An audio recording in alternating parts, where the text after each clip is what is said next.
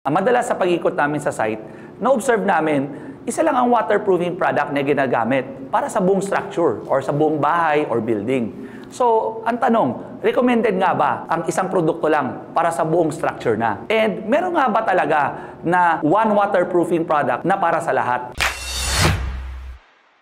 Bago namin sagutin sa inyo kung pwede nga ba ang isang produkto lang para sa lahat, sasagutin ko muna ano yung mga tatlong factors na dapat nyo i-consider bago kayo pumili ng waterproofing product. Simulan natin sa pagtawag ng 3 factors na to sa acronym na DAT or DAT. Para hindi kayo malito. Para pag nasa job site kayo, this will help you analyze the situation muna before choosing the right waterproofing product. Alright? So simulan natin sa letter D. So D stands for different conditions. Alright? So kailangan natin intindihin ano ba ang kondisyon ng site natin. So number 1, intindihin natin mga natural factors. Ano ba ang kailangan niya dyan? Weathering ba? Ulan, init, UV. So kailangan natin i-consider yan. Kailangan din natin consider kung meron bang groundwater. Ayan. And kailangan din natin consider kung para sa ulan ba yan or para yan sa mga water ponding. Ayan. So yan yung mga natural factors na kailangan natin intindihin. Number 2, kailangan din natin intindihin ang structural factors. Meron bang vibration? May movement ba? Kailangan mo ba ng flexible or pwede na mga rigid type dahil nasa basement ka naman or nasa underground.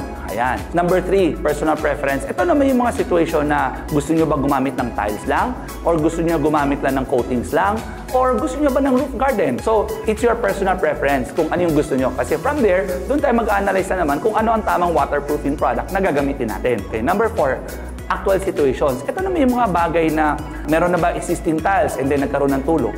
Ayan.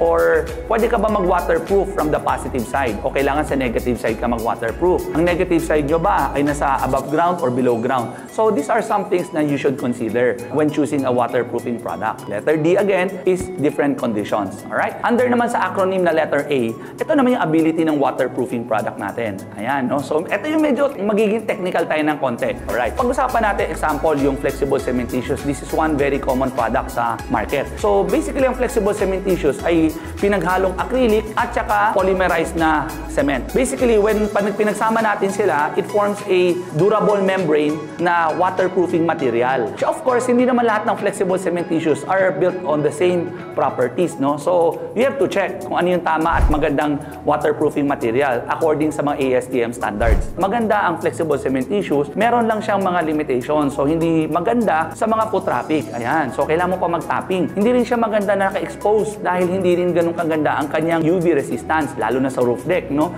So, nagkaroon ng water ponding, possible na ma-delaminate ang ating membrane. Kaya, nire-recommend namin na when using this product, kailangan mo mag-apply ng tapping. Okay, so possible, ang tanong nyo, Sir Derek, gagamitan ko naman ng over tiles eh.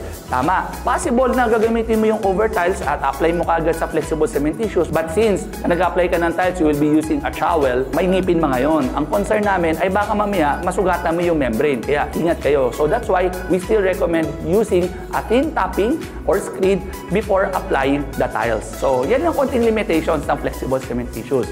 Another example pa ng isang material is that yung crystalline capillary. So, yung ability naman ng waterproofing na to is that napakaganda na to block negative pressures. Ayan. So, meaning hindi mo kaya mag-waterproof sa labas at gusto mo lang mag-waterproof sa loob. Ang napakaganda ng crystalline capillary dahil para siyang si Wolverine, ano, meron siyang mga crystals na nagki-crystallize whenever there's water. So, every time na may mga movement or nagkaroon ng mga hairline cracks, it will heal itself. Ayan. Ang galing, no?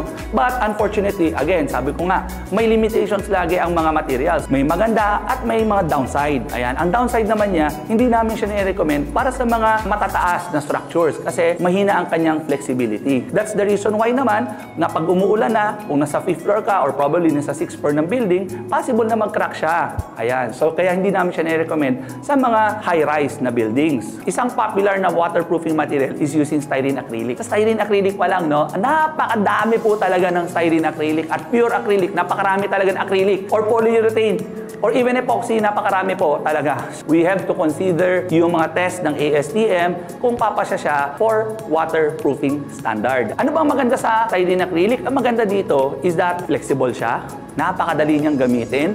Also, maganda ang kanyang mga UV resistance. Ang downside lang nga na itong product na to ay hindi ganun kaganda ang kanyang abrasion resistance when it comes to foot traffic. Number 3, letter T naman. These are time, cost, labor, and convenience. Ito, basically, ito yung una nyo laging titignan. Expense, ayan. Gastos, di ba? Will it take time, cost, di ba? And labor, convenience. Ayan, magkakasama sila ngayon eh, no? Kailangan natin i-consider. Possible, ito nga material, pero practical ba? Gagamit ba tayo ng flexible cementitious sa pag-apply ng waterproofing sa ating firewall? So, number one, ang flexible cementitious ay napaka-expensive, no? And sabi ko nga sa'yo, number two, hindi siya kasing flexible naman ng isang acrylic base or styrene acrylic base na waterproofing. Mas mahal na siya at hindi pa siya ganun ka-flexible. Alright? Will you be using a flexible cementitious or will you be using a acrylic base na waterproofing for your firewall? So, when you're going to use flexible cementitious, number one is mahal siya. And number two, mas mahirap siyang i-apply kasi kailangan mo pang i-mix sila, right? And then, you have to make sure tama yung consistency before mo i-apply. Whereas yung acrylic base naman, pag open mo, you can just use roller and apply. That's why we have to consider, no, three things, no? D, for different conditions. A, ability ng waterproofing na material. And number three, time, cost, labor, and convenience. So ayan, no, medyo malinaw na sa inyo yung DAT principle, no? Hopefully, naintindihan nyo na ako kung bakit hindi pwedeng isang waterproofing product lang para sa lahat.